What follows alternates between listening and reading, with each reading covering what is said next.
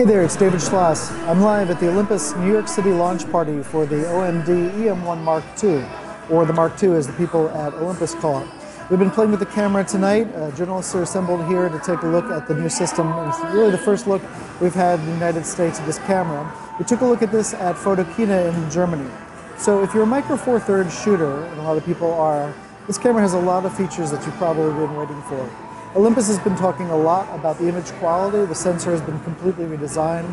The camera has a 4-core processor inside, which is used both for the autofocus and for the image processing. So that allows this camera, even though it has a small Micro Four Thirds sensor, small relative to APS-C or full frame or medium format, it allows this camera to have really good high ISO performance, at least relative to the previous versions of the camera. So Olympus has been talking really quite a lot about the low light performance of the camera. They've been talking about the 5-axis image stabilization in the camera, which is combined with the image stabilization on the lens. And when the two systems are working together, it can give you up to 6.5 stops of stabilization. That allowed us to take this camera and to handhold at about 3 seconds with really no focus blur whatsoever. I was told that if you start to get longer than 3 or 4 seconds, you start to get some blur, but it's largely because of the Coriolis effect and the turning of the Earth. I don't know if I believe that, but we were getting 2-3 second shots with really good looking image quality. So there's a couple of things about this camera. 4K video, 60 frames a second, image capture, and a Pro Capture setting. So with the Pro Capture, you turn on the camera, you press the shutter release button when you're ready to take a picture, and then it takes up to the 14 frames before the second that you press the shutter release. So if you've ever tried to capture a sports image and then you haven't been able to capture the peak moment, this is going to allow you to sort of hit that moment and then capture some images before that. It's going to change the workflow a little bit because what you're going to want to do is hit the shutter release just after the peak action has happened and then let the camera pull the images out for you, but it's an interesting way to shoot. The camera is incredibly waterproof. That's something that this level of Olympus camera has been before. It seems to be even more waterproof. We've seen videos of the camera just run underneath water in the sink and keep firing. For the pro photographers, there are dual SD card slots in here. This is the camera with the accessory battery grip. Without the accessory battery grip, it's a pretty small system, and in fact, that's one of the main selling points that Olympus hammers at over and over again. The Japanese head of Olympus was here talking, and he was talking about the ability to walk around all day long without back problems or without getting fatigued. The visionaries are here. They're also talking about walking around all day, about the compact size of the camera. So when you put on the accessory grip, it's actually not the smallest camera in the world, and I'm having a little difficulty getting it together right now.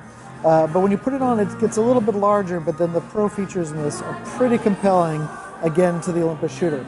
And I'm going to figure out exactly how to get this back together while we talk and see how this is done. So as you can see, it's a little difficult to get this grip on, but then once you get it on, it's a very reliable grip. The grip brings up the issue of customizability of the camera. So we're using a pretty stock setting here. Right now, this is being set up for exposure compensation.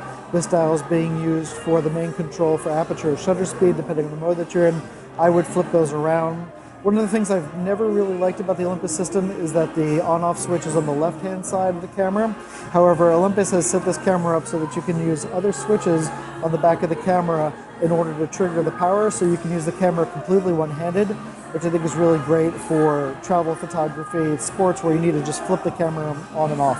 The buttons are all programmable. It's got a really nice ergonomic feeling compared to the previous camera. The grip has been redesigned. It's more comfortable to use. I have sort of smallish hands. It's easy for me to grip the camera. I've been talking to photographers with larger hands. They also find it easy to grip, especially when the accessory is on here. Although for me, there's not quite enough room to get any more space in here, so I feel like if I had really big hands, the accessory grip might be an issue for me because it doesn't quite give me enough room. The battery is rated at about 400 shots. There's 2 batteries in the accessory grip, so that gives you double the capability.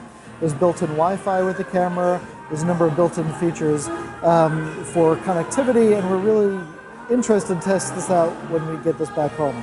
Right now we're testing with the pre-release cameras, and so we don't have the ability to process the images that we're shooting today as raw images, so we won't be able to evaluate the final image quality until that's available.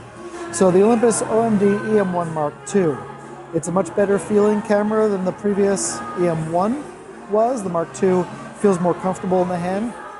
Olympus is really proud of the image stabilization of the camera. They're really proud of the low ISO and the high ISO performance of the camera. And of course, the thing that Micro Four Thirds has going for is the portability of the system. So the question is going to be, as a shooter, is the Micro Four Thirds sensor going to be what you're looking for in terms of image quality? Now, when the Micro Four Thirds cameras started shipping years ago, they really couldn't hold a candle to full frame sensors, but they were the only game in town when it came to mirrorless. And so there was a trade-off. You got lighter, you got more portable, but you didn't quite get the image quality of APS-C or full frame. I'm not really ready to declare yet that the Micro Four Thirds sensor has the full level of dynamic range and image quality as something like a full frame camera. I am willing to say, though, that the OM-D E-M1 Mark II has come a long way from the original cameras, and that the systems have significantly better image quality than they did years ago. So who's this camera for? The camera is for the person stepping up from their smartphone, the person stepping up from a compact camera.